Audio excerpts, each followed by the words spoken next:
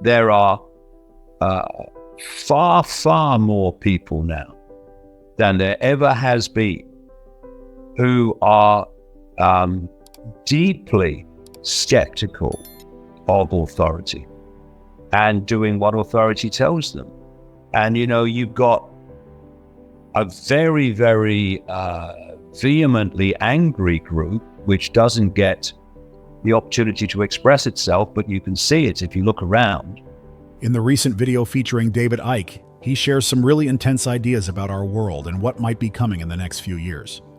He believes that we are at a crucial point where the people have the power to say no to those in charge. Imagine if 8 billion of us stood together against a tiny group of elites trying to control everything. That's a pretty powerful image. David talks about how many people are feeling skeptical and frustrated with authority.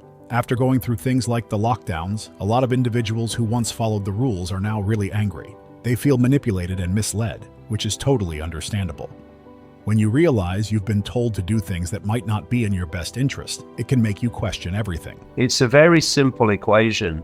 If 8 billion say no, then the tiny few trying to manipulate them cannot make them do things that they want them to do. They simply can't. The numbers game alone just destroys the ability of the few to manipulate the many. And one of the key points Icke makes is about how the elite might be trying to create a situation where we all depend on them for our basic needs. He believes that by collapsing the economy, they can control us even more. If we rely on the government for money or food, we might be forced to comply with whatever rules they set, which sounds pretty scary.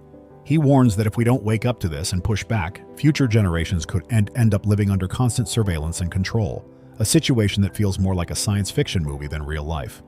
Icke emphasizes that we have to stay informed and aware of what's happening around us. He believes that the plans being put in place are designed to dismantle our society. For example, he mentions how governments are making regulations that could destroy farmers and food supplies. This isn't just a mistake. It feels like a calculated move to keep us dependent and distracted. But here's the twist. Even though things seem bleak, David Icke is optimistic. He points out that there are more of us than there are of them. If enough people rise up and resist these manipulations, we can make a real change. It's empowering to think about how many people are starting to question authority and take action. This awareness gives us hope. There are far, far more people now than there ever has been who are deeply skeptical of authority and doing what authority tells them.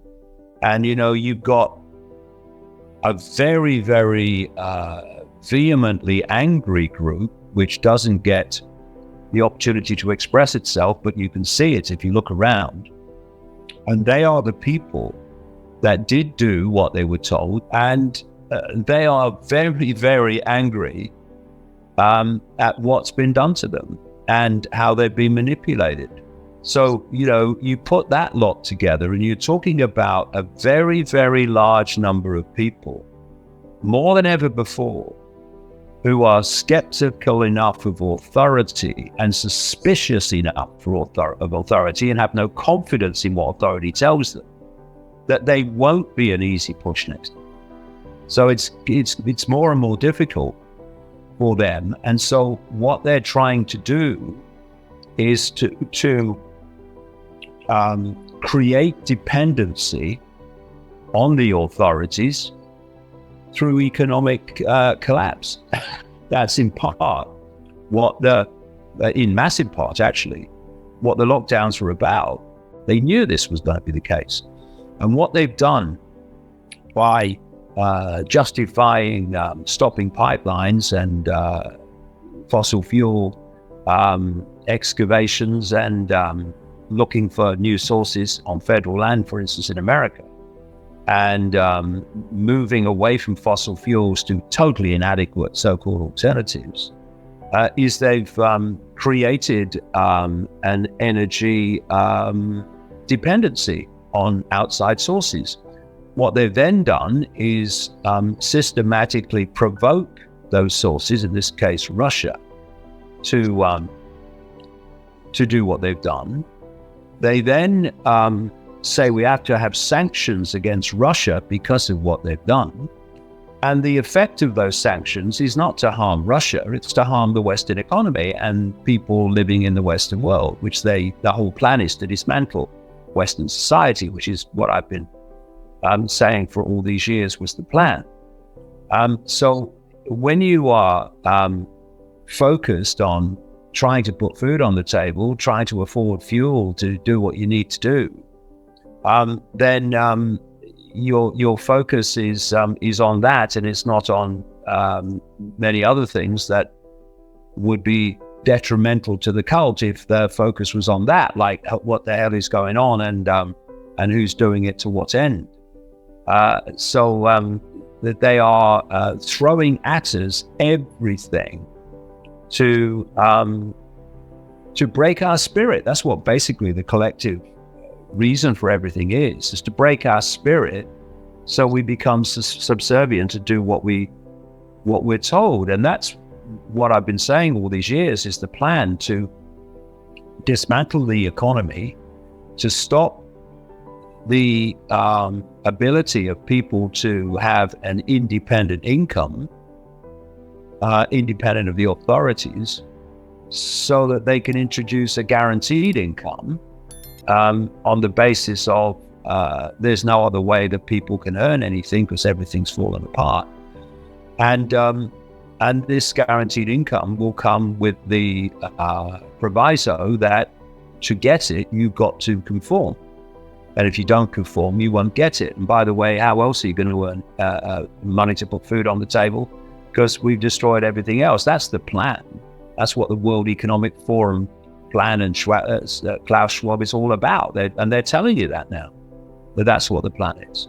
They're the centralization of power over every area of our lives, and the dictatorial imposition of that power. That's what it is. I mean, you know, if you are in a position whereby the food chain is being dismantled, the food supply chain, and then you tell Dutch farmers in a country that's the second biggest exporter of food in the world that you are going to introduce rules and regulations that will absolutely destroy them, and then you're going to take their land away, then you're not making a mistake. This is not incompetence. This is coldly calculated. But there's other ways of looking at this. For instance, if you were being subtle, you wouldn't do something as obvious as what they're doing in Holland. And they want to do something similar in Canada, of course, and elsewhere. You wouldn't do that. You try to hide it.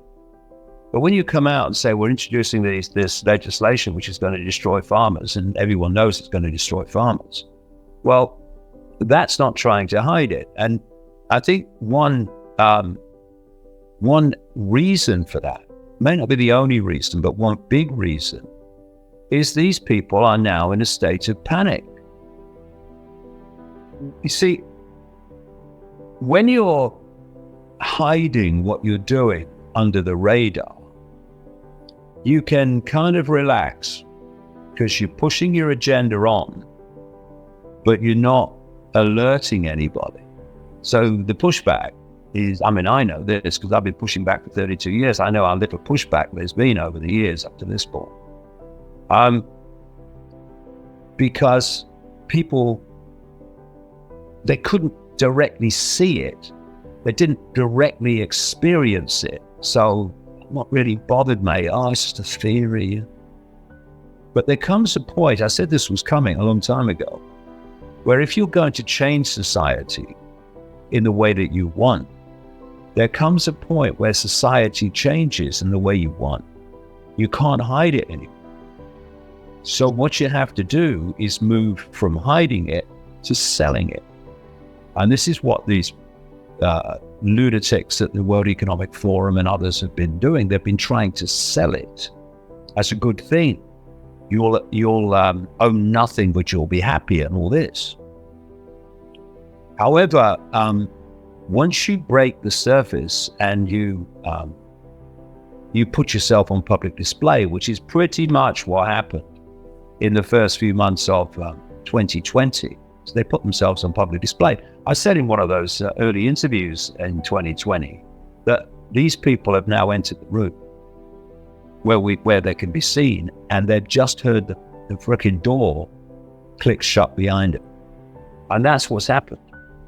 And so now they are having to try to get the points of control that could not least through AI into place as fast as possible, because they know that the longer they take to really shut everything down, the more people are going to awaken to what they're doing and the more trouble they're going to be in. So they're trying to rush it to the speed they're trying to bring everything in. And in many ways, the Dutch government just announcing we're going to destroy farmers in the second biggest exporter of food in the world is an expression of that panic, of that need to push on, because they know that the longer they take to do it, now they're on public display, the more or less chance they have of reaching their goal, because enough people will wake up and see it and stop cooperating with it. So, these are interesting times. And, terrible as they are, there's an enormous amount to be encouraged by.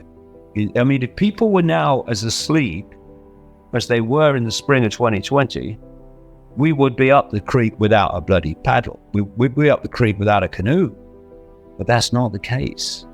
So there's lots of things to be encouraged by, as well as lots of challenges coming.